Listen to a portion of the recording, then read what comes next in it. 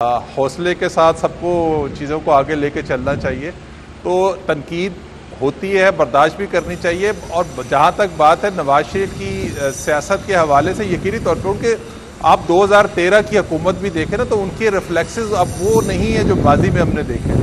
2013 में भी उनका जो एज ए प्राइम मिनिस्टर जो उनका रोल रहा है, उनका सारा ज़्यादातर जो वर्किंग जो उनका बर्डन था वो इसहाक डार ने जो है वो उठाया हुआ था। तकरीबन जिन तमाम कमेटियों के जो सरबराह जो है वो प्राइम मिनिस्टर होता है, वो उसमें इसहाक डार ने उनकी सरबराही ले ली थी। तो ये नवाज शरीफ का रोल पहले भी कुछ और था, अब भी यकीनी तौर पर एक बानी के तौर पर ही रहेगा। लेकिन उनके लिए इम्पॉर्टेंट चीज़ ये है कि उन्होंने मुस्लिम लीग नून के पास जो 16 माह की हुकूमत थी और इस हुकूमत में फ़र्क ये है कि 16 माह में उनके पास पंजाब इस तरह से नहीं था जिस तरह अब उनके पास एक पंजाब की मजबूत हुकूमत उनके पास है। और जो मरकज़ में शहबाज शरीफ के जो सख्त फैसले हैं वो यकीनी तौर पर पंजाब के अंदर मरीम नवाज़ के जो अवामी फ़ैसले हैं उनसे हो सकता है बहुत सारी चीज़ों कंपनसेट हो जाएं। और जो मुस्लिम लीग नून के लिए तो ये आखिरी समझे कि हुकूमत है और उनको अपनी तर्ज सियासत को बदलना भी होगा। और वो जो आवाम और पार्टी के दरमियान जो एक गैप है उसको फुल भी करना होगा। तो उसके लिए ज़रूरी है कि पंजाब में जो मुस्लिम लीग नून की हुकूमत है वो किस तरह से बिहेव करती है, वो जो कमी बेशी रह गई है जो जिसकी वजह से उनका वहाँ से जो है सफाया हो गया है। तो अब देखते हैं कि मरीम नवाज़ किस तरह से वो उसको उस स्पेस को वापस लेती हैं जो तहरीक इंसाफ के पास चली गई है। बहुत सारे उनका चूँकि पंजाब ही उनका होम ग्राउंड है और उस होम ग्राउंड में बहुत सारे ऐसे स्पॉट्स हैं जो पहले मुस्लिम लीग नून के गढ़ थे, अब वहाँ पर तहरीक इंसाफ का कब्ज़ा हो चुका है।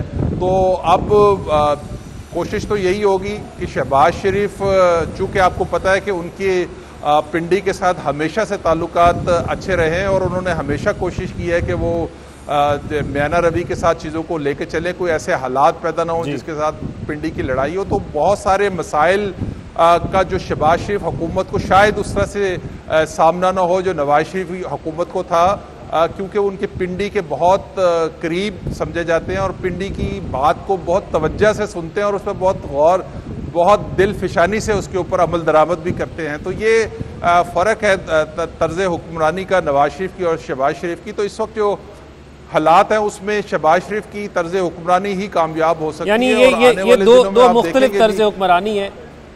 आप पूछना चाहूँगा आदिल साहब, ये बताएं, आज सुबह आपने गुफ्तगू में 2 से 3 दफ़ा कहा कि पॉलिटिकल लोग जो हैं उन्होंने अपनी स्पेस जो है वो श्रिंक की है। अब अगर आपकी मैं बात से इत्तफाक करूं तो फिर अब ये जो मौजूदा सिनेरियो बन रहा है, क्या आपको लगता है कि मौजूदा पार्लियामेंट, मौजूदा हुकूमत और अपोजिशन ये जो अपनी पॉलिटिकल स्पेस उन्होंने श्रिंक की है, इसकी कोई बहाली का भी कोई चांस है या नहीं है?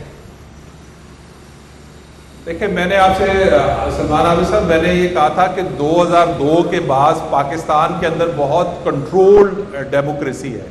यानी कि आप देख लें, एक डॉक्ट्राइन उस वक्त इंट्रोड्यूस करवाई दी गई थी कि मंजर पे बजाय पस मंजर में रह के हुक्मरानी करनी है एस्टैब्लिशमेंट ने। तो वही आपको ट्रेंड 2002 से लेकर अब तक वही ट्रेंड आपको नज़र आ रहा है। पसे पर्दा बैठते हैं, मैंडेट जो है वो इतना किसी पॉलिटिकल पार्टी के पास नहीं होता कि वो कोई मर्जी के फैसले कर सके।